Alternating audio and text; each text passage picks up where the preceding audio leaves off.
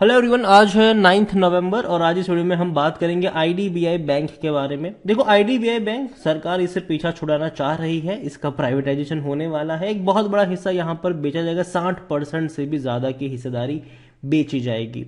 बोलियां अभी आ रही है कि कौन खरीदेगा ये पता नहीं है, लेकिन हाँ, कई सारी बोली इसको लेकर आई जरूर है। और इस वीडियो में हम डिस्कस करेंगे कंपनी के Q2 के रिजल्ट्स के बारे में। उसके अलावा मैनेजमेंट की एक बहुत बड़ी कमेंट्री आई है, उसके बारे में भी हम यहाँ पर बातचीत करेंगे। लेकिन उससे पहले अगर आपने अभी तक चैनल को सब्सक्राइब नहीं किया है तो प्लीज अभी इसे सब्सक्राइब कर लीजिए, क्योंकि आगे भी बहुत सारे वीडियोस हैं जो आपको काफी ज्यादा हेल्प करेंगे।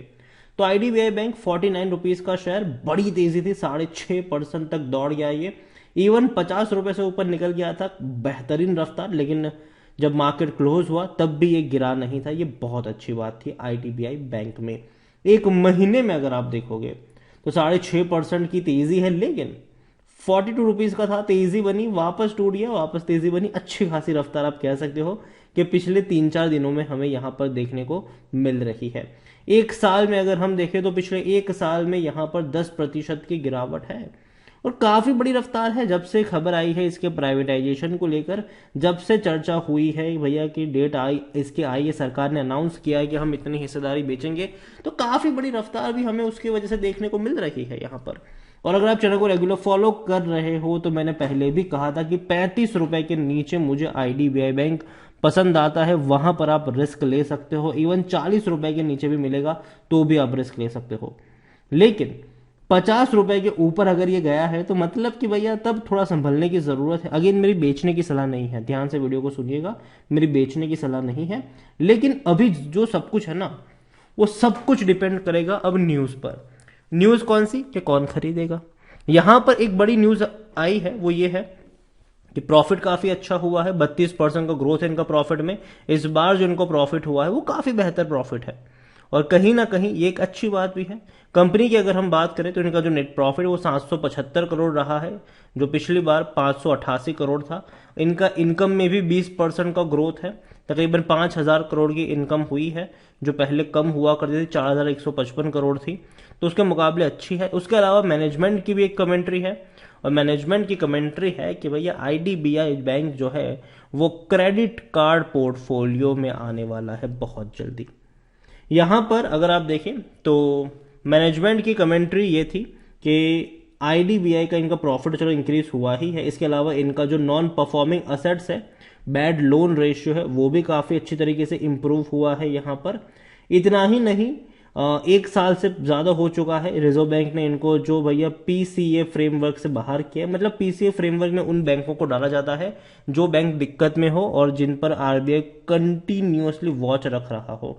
अगर लगता है आरबीआई को अच्छा भैया चलो अब आप सब कुछ सही है तो ठीक है, उसको पीसीए फ्रेमवर्क से बाहर करते हैं। मतलब अच्छी बात होती है, पीसीए फ्रेमवर्क से बाहर रहना ही अच्छी बात होती है। यहाँ पर एक एक्सक्लूसिव इंटरव्यू था मनी कंट्रोल के साथ, जो इनके एमडी है, उनकी तरफ से कहा गया है कि बैंक की जो आने वाली स्ट्रेटेजी होगी उसमें रिटेल ग्रोथ पे बहुत ज्यादा फोकस किया जाएगा और इसके अलावा digital lending and relation with फिनटेक्स जो है वो फोकस में रहेगा। क्योंकि अभी अगर आप देखो तो कई सारी बैंक्स ने काफी अच्छी जो तरक्की की है, जिसमें से अगर हम देखें तो फेडरल बैंक और आईडीबीआई बैंक की अगर मैं स्पेसिफिकली बात करूं तो उनका जो कहीं ना कहीं डिजिटल लेंडिंग में और जो फिनटेक्स के साथ जो रिलेशन है वो काफी बेहतर खास करके फेडरल बैंक का। यहां पर उन्होंने ये भी कहा है कि bank will continue to mobilize deposit to fund credit growth but may not go for any capital raising in this financial. देखो इनके वक्त में अभी ये कहा कि देखो उनके पास इनफ लिक्विडिटी है तो उनको कैपिटल रेज करने की जरूरत अभी तो नहीं है, ऐसा उन्होंने कहा है।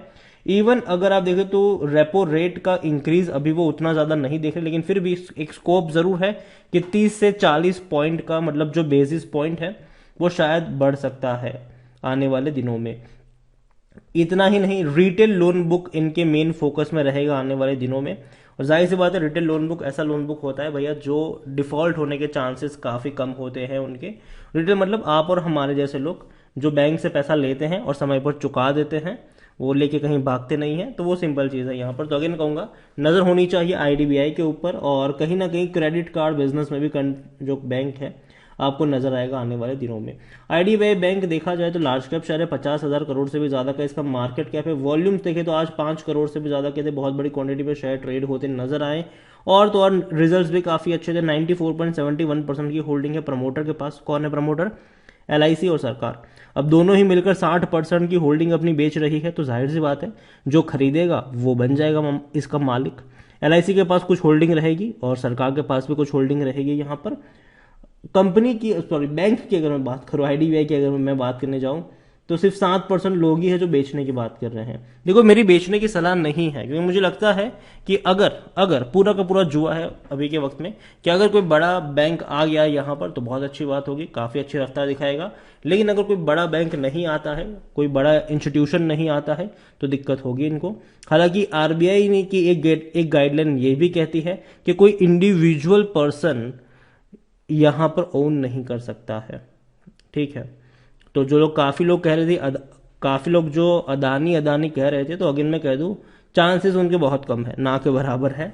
यहां पर ज्यादा चांसेस जो है वो बैंक्स के हैं, फाइनेंशियल इंस्टीट्यूशंस के ज्यादा चांसेस यहां पर है, बैंक्स के चांसेस ज्यादा है, जिसमें एचडीएफसी से लेकर कई सारे बैंक शामिल हो सकती है। सरकारी बैंक कोई नहीं आएगी, ठीक है। यहां पर दिक्कत यहां पर पता है क्या है कि इनके रेवेन्यू लगातार कम हो रहे थे।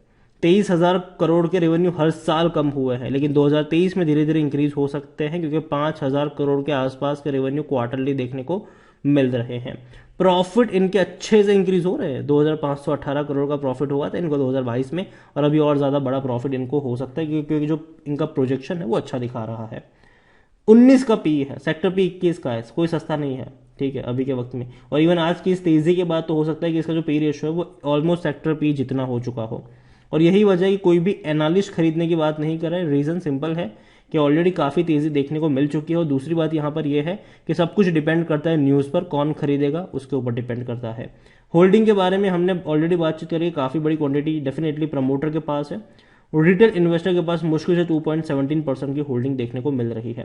आईडीबीआई बैंक देखा जाए तो पिछले एक साल में अभी भी 10% की गिरावट में है, लेकिन जब भी टूटा है खरीदारी के मौके बने हैं। अगर आप 2020 की बात करें, 19 रुपए का था, तेजी बनी, 50 रुपए से ऊपर चला गया, वापस टूट के ये बिखर गया था, 27 पे आया, वापस प्राइवेटाइजेशन की बातचीत चली, ये पहुंच गया 60 रुपए से ऊपर, वापस टूट के बिखरने लगा, 30 रुपए पर आ गया, आधा हो गया, वापस प्राइवेटाइजेशन को लेकर बातचीत चली, तेजी आ गई। अब तो सारी चीजें जो है वो फाइनल स्टेज पर है, बिड्स मंगवाई जा रही है, और बहुत जल्दी आपको चीजें क्लियर होती नजर भी आ जाएगी कि कौन कौन इंटरेस्टेड है यहां पर। बस देखना ये होगा कि कौन खरीद रहा है, क्योंकि उसके ऊपर बहुत सारी चीजें डिपेंड करेगी। अगर कोई रेप्यूटेड बैंक होगा, कोई रेप्यूटेड कंपनी होगी, तो कहीं ना कहीं कह सकते हो कि ये बहुत अच्छी बात होगी आईडीबीआई के लिए। लेकिन अगर कोई रेप्यूटेड कंपनी नहीं होगी या फिर स्टेक सेल नहीं हो पाया, तो बहुत बड़ा नेगेटिव पॉइंट होगा और बहुत बड़ी गिरावट तब दिखाएगा। तो सब कुछ उसके ऊपर डिपेंड करता है कौन खरीद रहा है और क्या रेपुटेशन है उनकी। तो यही कहूंगा कि अगर खरीदारी करते हो 50 रुपए के ऊपर तो थोड़ा संभल कर करिएगा, क्योंकि सब कुछ डिपेंड करता है किसके आने से क्या होगा यहां पर। तो ऐसे में एक बहुत बड़ा इन्वेस्टमेंट भी नहीं करना चाहिए। हाँ, अगर जब शेयर 30 का था, 35 का था, जब लेवल कंफर्टेबल था, तब वहां पे मौके थे। अब जब ऑलरेडी काफी दौड़ चुका है तो वहां पे सोच समझ के खर्चा करना चाहिए। वीडियो को यहीं पे एंड करूंगा। पसंद आया हो तो लाइक करो, शेयर करो, चैनल अगर पहली बार है तो प्लीज सब्सक्राइब करें। और आईडीबीआई बैंक के बारे में क्या सोचते हैं वो भी आप मुझे कमेंट में लिखकर बता सकते हैं। Thank you.